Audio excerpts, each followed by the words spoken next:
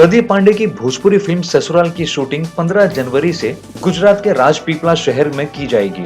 इस फिल्म के निर्माता निर्देशक राजकुमार आर पांडे हैं, जिनकी हाल ही में भोजपुरी फिल्म दुल्हन शाही पाकिस्तान से सुपर डुपर हिट हो चुकी है।